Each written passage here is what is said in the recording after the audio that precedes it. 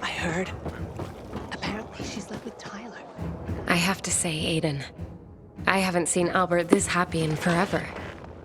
Thank you for what you're doing. Here's a list for your next book search. I've enjoyed our talks, but I tend to hog the conversation. Are there any questions you'd like to ask me? Well, actually, I am curious about something. Wonderful. What would you like to know? I get that you're a romantic, but are you into subjects like science? An interesting question.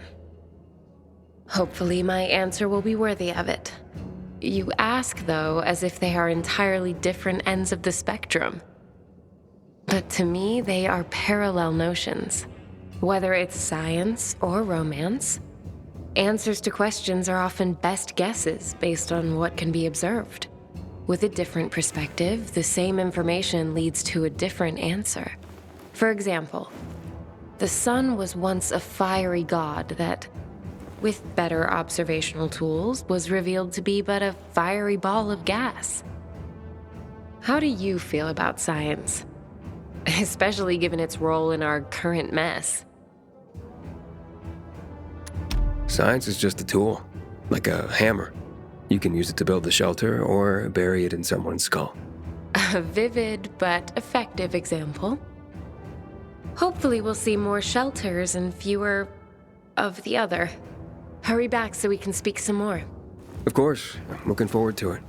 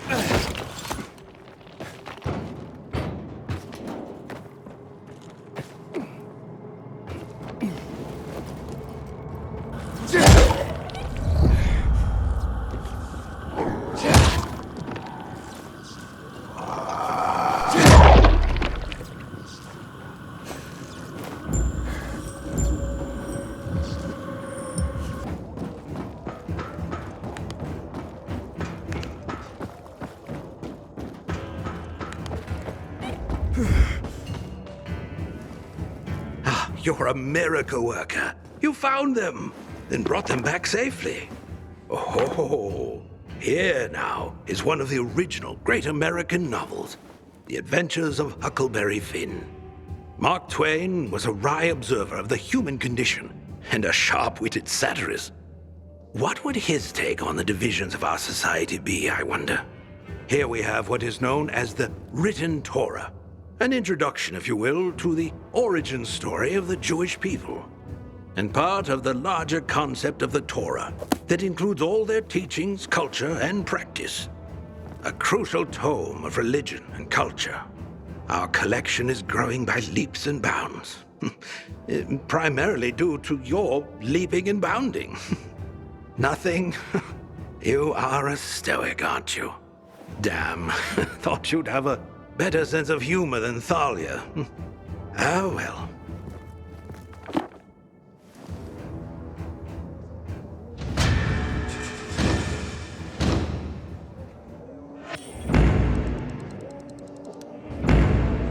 Aiden, it's such a wonderful day. Let's dispense with all this dreary philosophizing, shall we? Okay. I see you brought back The Adventures of Huckleberry Finn. Tell me, Aiden, as a pilgrim, are you an adventurer like Huckleberry Finn? Every day out there was an adventure, I can tell you that. Not always a pleasant one, though. There was plenty of unpleasantness in Huckleberry Finn.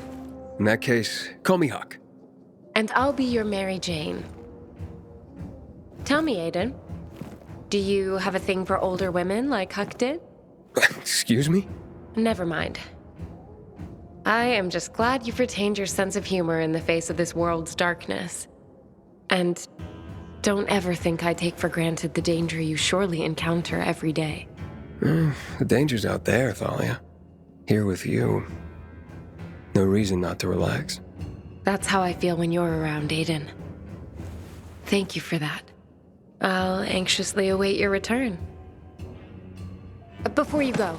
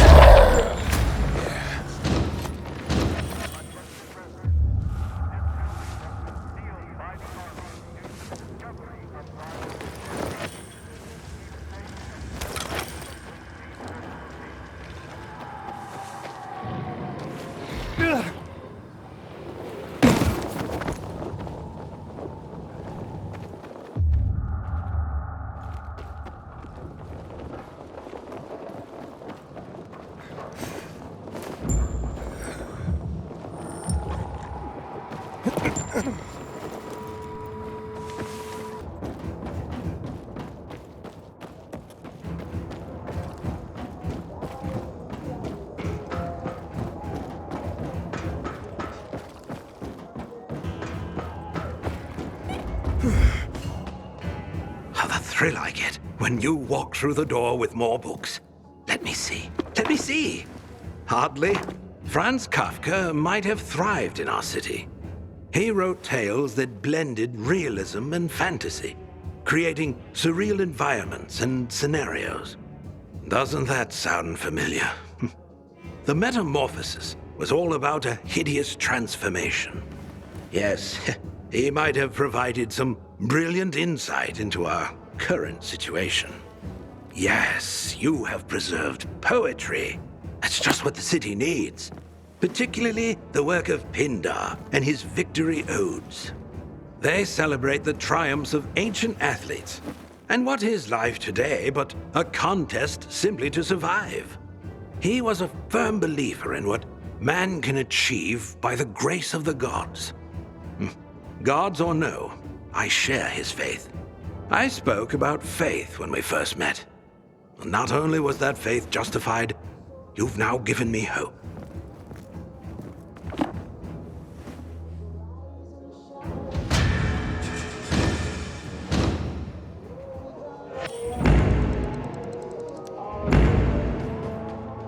Aiden, I've barely been able to focus, waiting for you to return.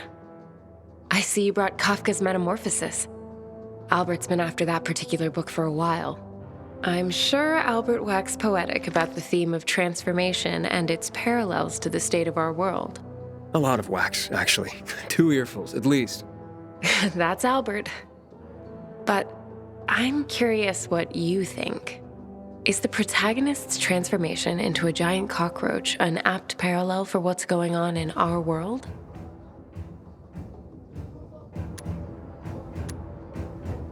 Hey, don't tell Albert, but it doesn't really work for me. Oh, how so?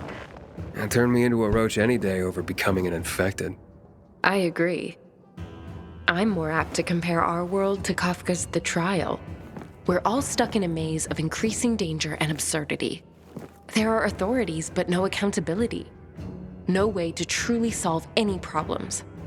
Yeah, can't argue with that. Do you know? This might be a little out of turn, Aiden, but I don't think I've ever been so aroused by a discussion of nihilism. I have to confess, Aiden. I was attracted to you the moment I laid eyes on you. So if I come off a little thirsty, well, I am. But it's your mind, Aiden. You constantly surprise and delight me. You have a devastating combination of mind and body. I've said too much. I hope I didn't just drive you away. Please, Aiden, come back soon.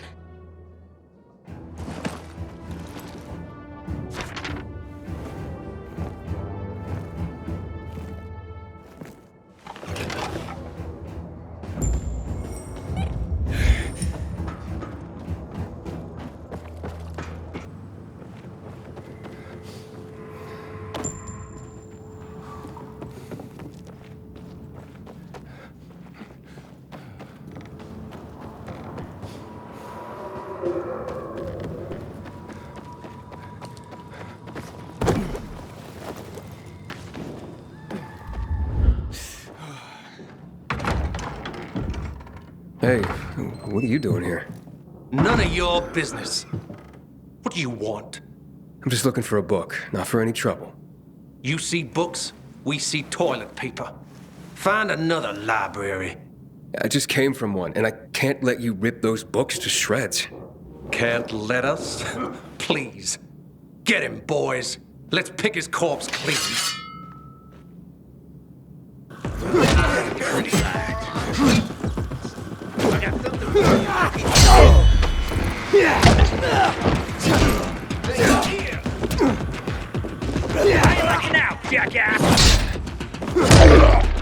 How you like me now, motherfucker? Dodge this, yes?